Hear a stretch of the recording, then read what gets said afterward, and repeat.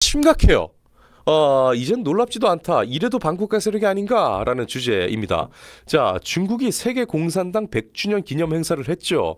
그래서 세계 공산당 100주년에 여러 깃발이 등장했습니다. 이것은 중국의 세계 공산당 100주년 행사니까 세계 공산당과 관련이 있는 단체들의 깃발일 거예요. 그렇게 우리가 해석할 수 있지 않나요? 네. 그런데 여기에 왜 더불어민주당 기가 있는 것이냐? 니들 여기 왜 있는데? 자, 여기에 더불어민주당이 좀 더 확대해 볼까요? 예.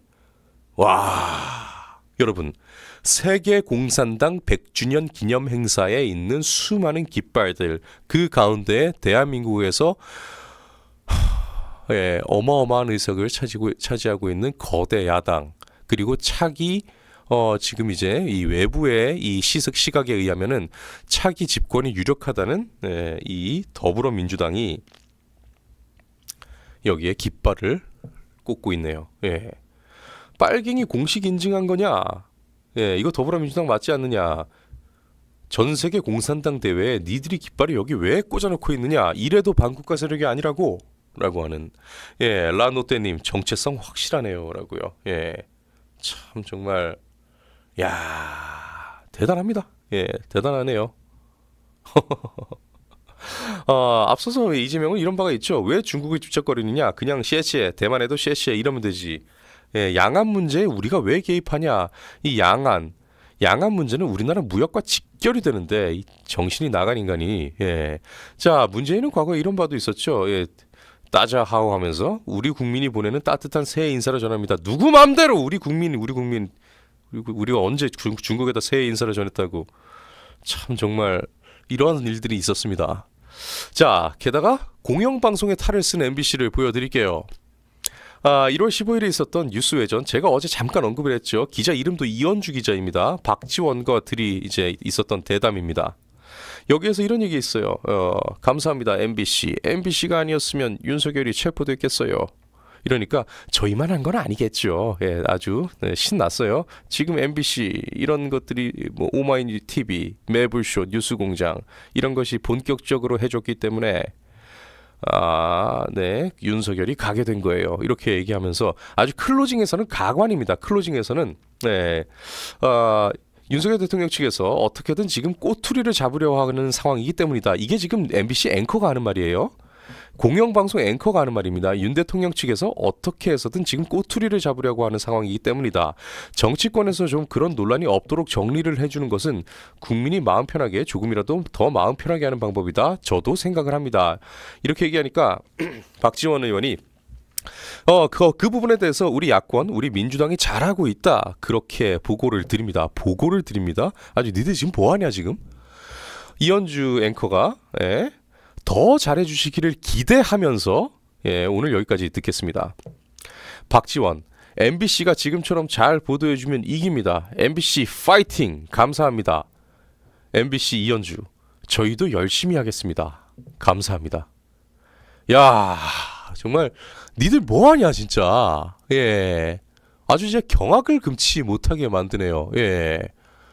이것이 오늘날 공영방송 탈을 쓴 MBC입니다. 과거 선거 때는 숫자 1을 대문짝만하게 뭐 미세먼지가 어쩌고 하면서 이따만하게 만들어가지고 선거운동을 하지 않나.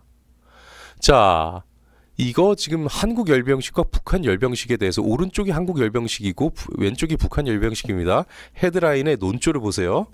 자, 한국에서 열병식을 하니까 대한민국 군인들의 열병식에 대해서는 올해 또 대규모 군사 퍼레이드, 군사 정권을 방불케 한다라고 비판을 하더니만 여기에 대해서는 아주 박수치고 아주 신나는 아주 그냥 멋진 모습을 내비치고, 여기서는 마치 옛날에 진짜 군사 정권 때 뭐 계엄 이런 모양으로 이제 사진 실어놨잖아요.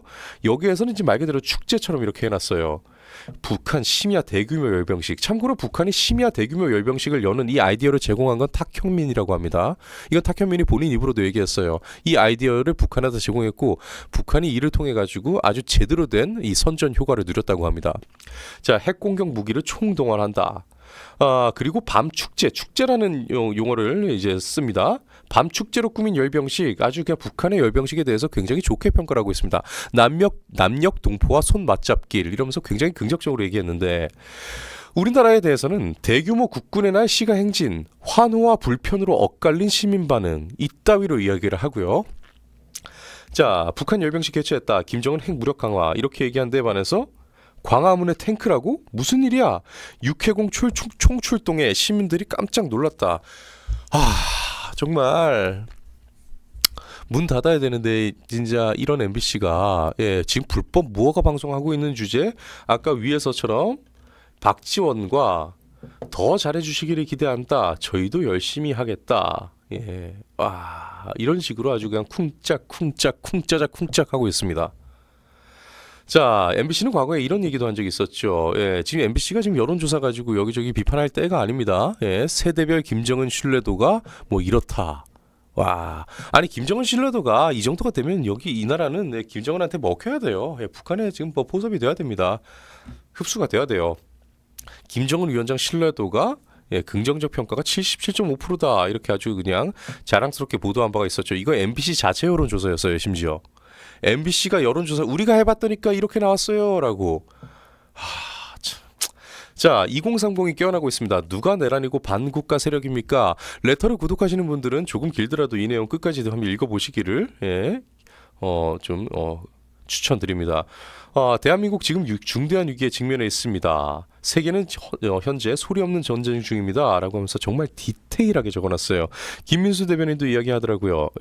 지금 2030 청년들이 집회에 나와 있는데 그냥 나온 게 아니다. 즉 이제 그 박근혜 대통령 탄핵 촛불 집회처럼 그냥 그 연예인들 있고 그냥 사람들 나가니까 나가서 같이 따라 그냥 뭐 촛불 흔들고 그런 게 아니라 정말 사안에 대해서 너무나 디테일하게 알고 있다. 스스로가 판단을 해서 나온 거다. 이런 얘기를 합니다. 정말 잘 알고 있어요. 지금 국제적으로 흘러가는 상황. 그래서 윤 대통령이 여기에 이 국제 흐름에 맞춰서 국가안보 관련된 예산을 편성했는데 야당이 예산 모조리 삭감시켰고 게다가 북중러 적대시하고 일본 중심의 기이한 외교를 했기 때문에 탄핵을 시킨다. 이런 문제. 그리고 지금 이 외환죄라고 떠들고 있는데 이게 바로 대북 전단살포, 무인기 평양 침투, 북한의 오물풍선 원점 타격, 대북 확성기 가동, 뭐 이런 거, 적국인 북한에 대해서 제재를 강화하고 대북 확성기와 전단 살포하는 게 외환죄라고 한단 말입니까? 이렇게 꼬집고 있어요. 자, 게다가 민주당이 지금 하고 있는 폐악질에 대해서도 꼬집고 있습니다. 이재명 한 사람을 방탄하기 위해서 국헌을 유린하는 문제, 그리고 거대 의석수를 앞세워서 핵심 산업 기밀의 이 유출기를 열어주는 국회 증언 감정법, 불법 파업 조정하는 노란봉투법, 전 국민 25만 원 현금 살포법 등 우리 경제를 무너뜨리고 사회를 분열시키는 수많은 악법들 발의, 모든 것을 다 꼬집고 있어요. 민주당은 무려 11개의 범죄 혐의를 받고 있는 이재명 한 사람을 살리고자 폭주를 멈추지 않고 있다. 2030들은요. 사안에 대해서 관심을 갖기 시작하면은 정말 무서울 정도로 디테일하게 이야기합니다. 이번에 지금 이 비상계엄 관련 국방위 현안 질의에서 일어난 문제들, 질의 중에 전투 지휘 통제실 위치와 내부 구조가 자세히 노출된 거, 수방사 벙커 정보, 드론사의 드론 보유 수량, 기종, 수많은 기밀 정보들이 생중계로 유출됐다. 정보사 요원 5명이 실명까지 노출됐다. 전투 통제실 경우 비상시 북한의 미사일 부대, 특작 부대에 우리 군 지휘부의 위치와 침투 경로까지 알려주는 꼴이다. 민주당은 대한민국이 탄저균 공격에 취약하다는 정보까지 공개해버렸다. 북한에다가 대놓고 우리의 취약점을 공개한 것이다. 국가기밀을 적국에 생중계로 갖다 바친 거나 다름이 없다. 그리고 수많은 선동 이런 것들에 대해서도 다 꼬집고 있어요. 레터를 구독하시는 분들, 뉴데일리 홈페이지 들어와서도 레터 구독하기 굉장히 쉽거든요. 메일 주소 하나만 적어놓으시면 됩니다. 저희가 매일매일 이렇게 온라인 반응 이렇게 보내드리고 있으니까요. 꼭 좀 읽어보시기 바랍니다. 자, 나경원 의원이 공수처 해체 촉구에 대한 기자회견을 개최를 했습니다. 자, 민주당이 입법 폭거가 낳은 괴물 법치파괴 정치수사처 즉각 해체하라. 니들 이런 것만 하지 말고 공수처장 고발해야지. 예, 고발했으니까 여러분, 예, 나경원 의원의 지금 이 활동에 대해서는 응원을 좀 부탁드립니다. 예전처럼 고발 같은 거 이렇게 적극적으로 나설지 않고 그냥 그 자기들 그냥 가기 편한, 예, 몇 층 내려가서, 예, 그냥 걸어가서 이제 할 수 있는 이 기자회견 같은 것만 하지 마라, 이렇게 비판을 할 때가 지금은 아니에요. 지금은 고발은 고발대로 하고 있고 기자회견은 기자회견대로, 예, 한 겁니다. 응원을 부탁드리겠습니다. 자, 이 모든 이 비극의 시작은 민주당의 일방적인 입법 폭거였다. 우리는 온몸으로 저항했고, 예, 그래서 국회 선진화법에 의해서 국회의원과 당직자, 보좌진 등 37명이 기소된 바가 있었다. 나경원 의원 본인도 이 당사자였죠.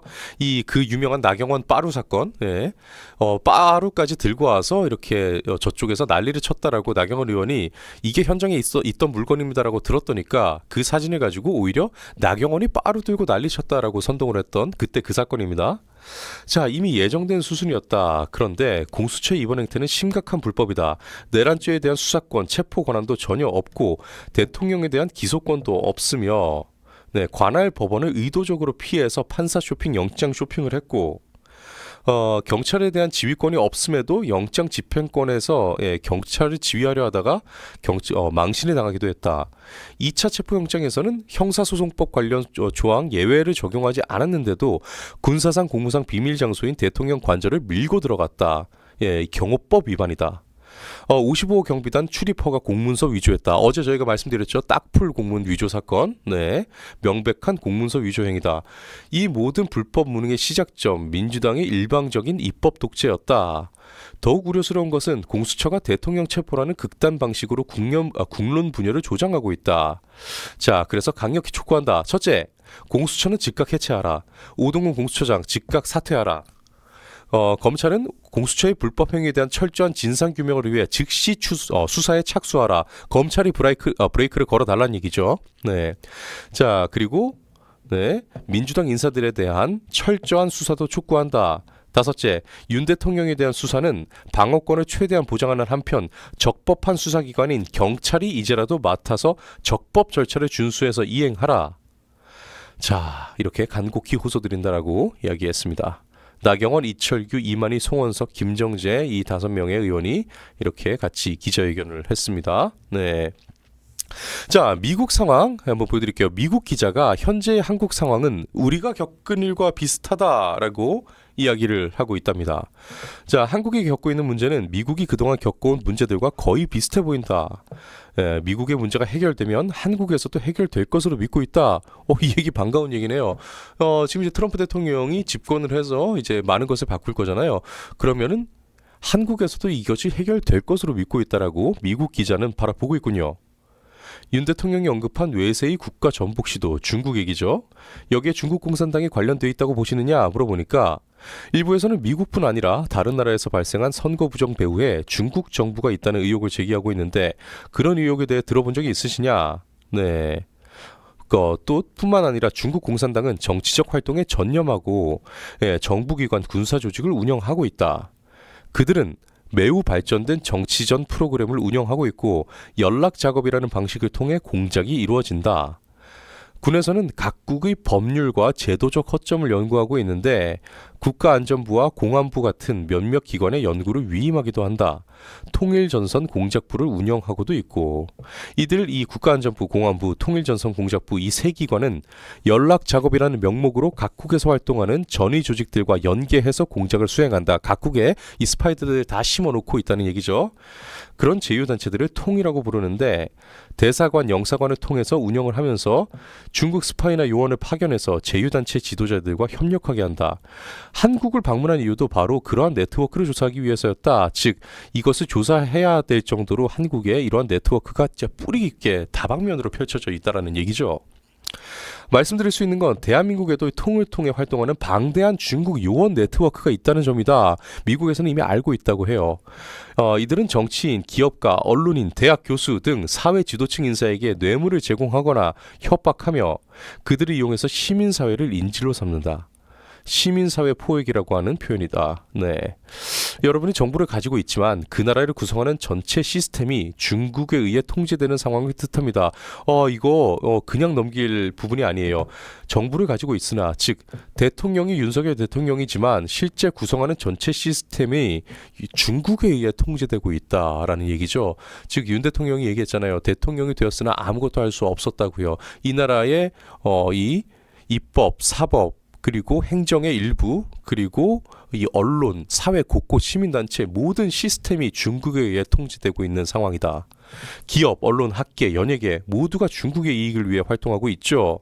네, 지금 국민여동생에서 인민여동생으로 전락한 아이유씨 같은 그런 수많은 연예인들이 윤 대통령이 탄핵한다니까 너나 할 거 없이 나와가지고 막 나대면서 그를 독려한 바가 있었잖아요.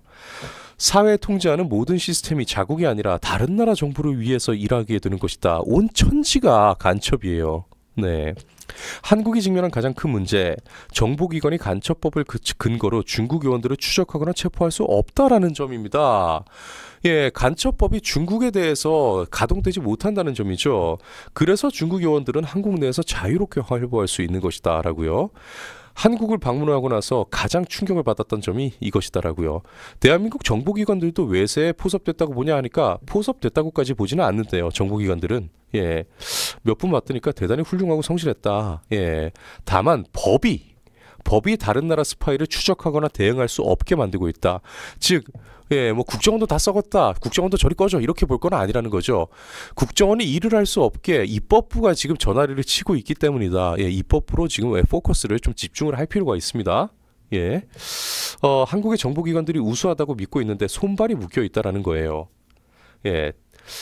외국의 꼭두각시처럼 행동하고 있는 대한민국의 정치, 언론, 영향력 있는 인물들이다. 그리고 분명히 말씀드리자면 미국도 같은 문제를 겪고 있다. 트럼프 대통령이 동명상련으로 이 상황으로 이것을 접근을 하고 있다라는 얘기죠. 자, 뒤는 좀 줄이도록 하겠습니다. 너무 길어서요.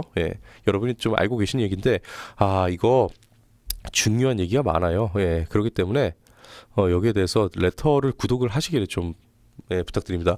이 내용은 꼭 전달을 해드려야 되기 때문에요. 여러분 너무나 잘 아시는 박정희 대통령 서독 방문입니다. 잠깐 화면 넘겨주실까요? 박정희 대통령이 서독의 이 파독 광부, 파독 간호사, 우리가 가진 것은 인력밖에 없기 때문에 인력을 보내고 그들을 담보로, 그들의 피와 땀을 담보로 차관을 얻어서 그 차관을 그대로 이제 경제 부흥을 시켰어요. 조사에 의하면은 당시에 그렇게 얻어온 차관을 경부고속도로를 놓는데 정말로 이 10원짜리 한 장 새 나가지 않게 하려고 정말 꼼꼼히도 예산을 짰대요. 정말 꼼꼼히도. 이 귀한 이 돈을 헛되이 쓸 수 없다라고 하면서요. 그래서 밤을 새워가면서 직접 지도에다가 그때 관련 전문가가 아무도 없으니까 어차피 전문가가 없다면은 나도 같이 여기에 대해서 의지를 가진 내가 정확하게 알아야 되겠다. 그래서 정말 그 각종 축척 놓고 이런 도형 온갖 종류의 지도를 다 놓고 직접 이렇게 선을 그어가면서 그렇게 계획을 짰다고 하죠. 그러한 박정희 대통령이 서독에 방문을 했을 때의 일이었습니다. 수많은 노동자들이 거기서 너무나 비참하게 살고 있고 광부들은 마찬가지 저도 어렸을 때 태백이라는 이 광산촌에 살았기 때문에 그 상황에 대해서 좀 잘 아는 편인데 얼마나 비참했겠습니까? 그런 모습과 또 간호사라고 달라요? 병원에 가서 간호복을 입고 있다고 해서 다른가요? 본인의 체구보다 2배 이상 큰 이런 서구인들, 독일인들을 옮기느라 너무나 힘들어하는 모습들, 그리고 몇 교대로 돌아가는 그러한 진짜 살인적인 그런 근무 환경들, 이런 걸 보면서 원래 준비해간 원고가 있었대요. 원고가 있었는데 이렇게 대통령이 왔다 해가지고 그래도 잘 시간을 내어서 그렇게 다 모인 그 파독광부와 파독간호사 분들을 막상 보니까 이 목이 메어가지고 시작을 못했다고 합니다. 그래서 준비한 원고를 놓고 이렇게 그냥 대통령이 현장에서 이야기를 시작했답니다. 그러다가 모두가 울었다고 하죠. 이 얘기는 뭐 여러분이 더 잘 아실 테니까 한번 들어가 보시죠. 네. 일단 전라도 우파님께서 저 귀한 분이네요. 전라도 우파님께서 그 사이에 소중한 후원을 보내주셨습니다. 대한민국 역사상 가장 슬펐던 연설에 대해서 들어가 보겠습니다. 이것은 영웅시대 드라마의 한 장면입니다. 네, 박정희 대통령 소독 방문, 소독 파견 한인회에서 이렇게 맞이를 했습니다. 여러분, 난 지금 여러분들과 마주 서 있으면서 몹시 부끄럽고 가슴이 아픕니다. 대한민국 대통령으로서 대한민국 대통령으로서 과연 내가 무엇을 했나 하고 가슴에 손을 얹고 깊이 반성합니다. 내가 바로 여러분들을 이곳으로 오게 한 죄인입니다. 우리 땅엔 먹고 살 것이 없어서 여러분들이 이 머나먼 타향에 와서 달러를 벌고 있습니다. 이 외로운 시골 끝도 없는 갱 속에 들어가 석탄을 캐고 있습니다. 간호원들은 자기의 체구보다 2배나 큰 독일 환자들의 시중을 들다가 2년도 못 되어 허리 디스크에 걸린다는 말을 들었습니다. 여러분들이 왜 이래야 합니까? 이게 다 나라가 못 사는 탓입니다. 그러나 나한테 시간과 기회를 주십시오. 우리 후손만큼은 여러분들과 같이 다른 나라에 팔려오지 않도록 최선을 다하겠습니다. 꼭 그렇게 하겠습니다. 반드시 하겠습니다. 예, 이게 실제 그때의 장면이죠. 예. 우리가 가진 게 인력밖에 없어서 여러분은 이렇게 오시게 됐지만 우리의 후손은 팔려 나오지 않게라고. 예. 그리고 이것은 루트비 에르하르트 소독 총리를 만났을 때입니다. 만찬장에서 이 통역을 통해서 돈을 빌려달라라고 호소를 하고 있습니다. 예. 우리는 거짓말을 하지 않습니다. 반드시 빌린 돈을 갚습니다.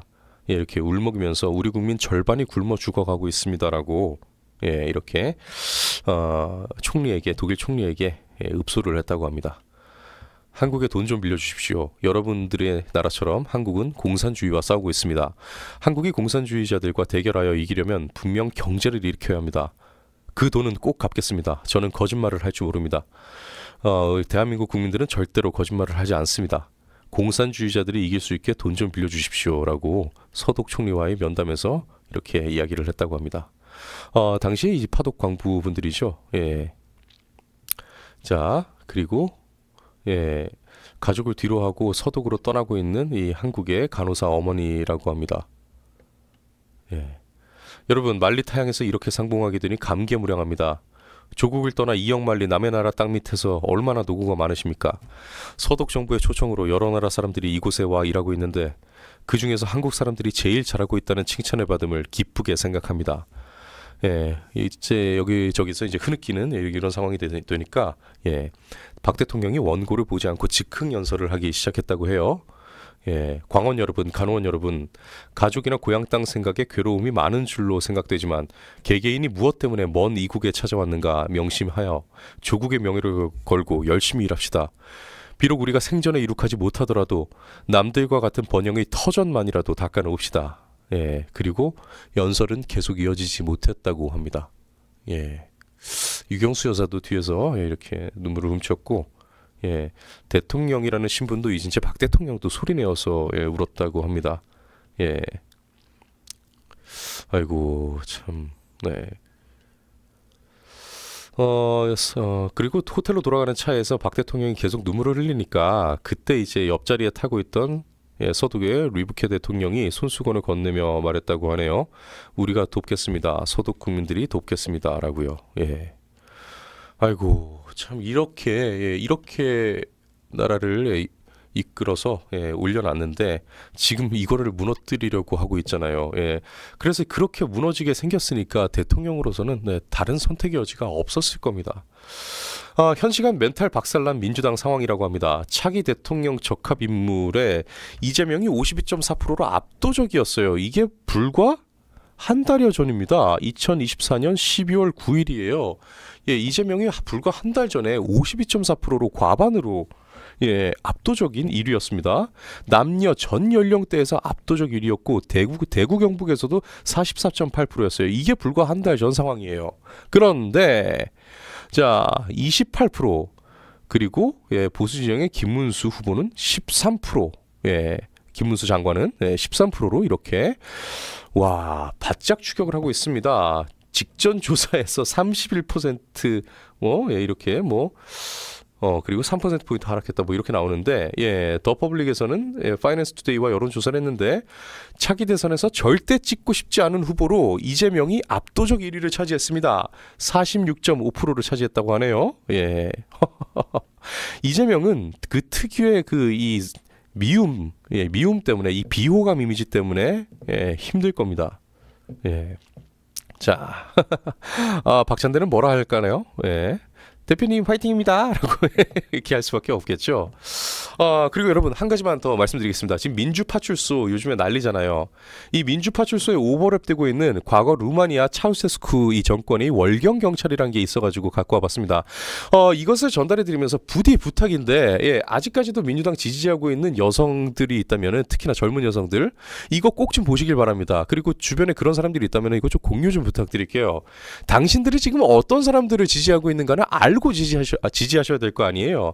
자, 내가 양인데 양모리개를 쫓아내고 늑대를 울타리 안에 들여놓는 그런 일을 해서는 안 되잖아요. 적어도 저게 양모리개가 아니라 늑대라는 건 알고 있어야 될 거 아닙니까? 출산을 강제로 의무화했던 루마니아의 독재자. 자, 루마니아 공산당 서기장 출신의 득표율 100%로 당선된 니콜라이 차우세스쿠. 저출산 문제가 있으니까 해결책으로 미친 생각을 떠올렸습니다. 바로 여성의 출산 의무화. 여성은 무조건 4명 이상의 아이를 낳아야 하며 만일 장애가 있거나 불임이라서 출산을 하지 못하면 무려 30%나 되는 금욕세를 부과하는 법을 만듭니다. 만약에 아이를 낳지 않으려고 낙태를 하거나 피임약을 복용하거나 콘돔을 사용하는 남성은 반역죄로 처벌하고 당연히 피임기구나 약들을 판매, 생산한 업자 역시 반역죄로 처형을 했다고 합니다. 여기까지만 해도 이거 미친 것 같잖아요. 그런데 더 놀라운 게 있습니다. 여성들은 중학생만 되어도 출산을 강요받기 시작했어요.